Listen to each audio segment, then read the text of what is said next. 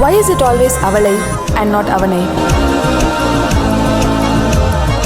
அவனை அவனை ரசித்து கிடந்து விழிகள் வேறாரையும் பார்க்காது. ஹே அவனை அவனை பழகி தொலைத்த இதயம்